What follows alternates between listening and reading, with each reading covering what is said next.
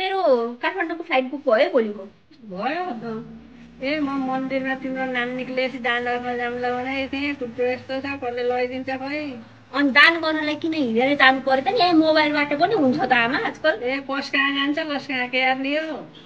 मोबाइलबाट कस कहाँ जाने हो र? जानु पर्ने मान्छेकै ठाउँमा जान्छ। बाबाले यहाँ बिजुलीको पानीको सबैको बिल मोबाइलबाटै तिर्नुहुन्छ।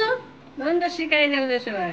हजुरको मोबाइल ब्याङ्किङ खोलेर यसमा गएर अनि त्यो सेकेन्डवाला अप्सनमा छुने अनि त्यसपछि पठाउनेवाला मान्छेको ब्याङ्क र मोबाइल नम्बर हालेपछि चाहिँ कति रकम पठाउने हाल्ने अनि रिमार्क लेखेर प्रोसिड गरेपछि त अनि हजुरले आफ्नो पासवर्ड हाल्नु पर्यो अनि भइहाल्यो त। हेर्नु त कति छिटो भयो हेर्नु त।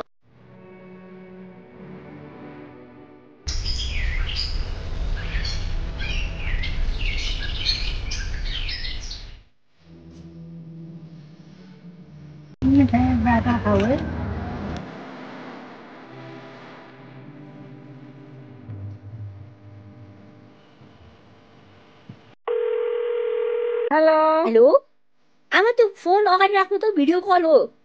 के भयो? मैले त जान्दैन। अस्ति सिकाइदिएको थियो त थैली बोक्नु परेको छैन। जता पनि त्यही यही मोबाइलबाट तिर्छु। लाने ल्याउने यहीँबाट सबै कुरा हुन्छ। सजिलो भयो नि होइन? सजिलो भएछ बा।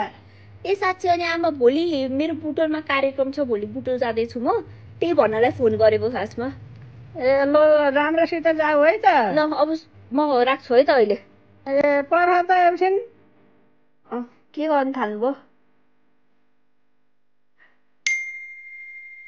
यो बाटोमा मिठाई खाऊ, खाजा खाऊ है।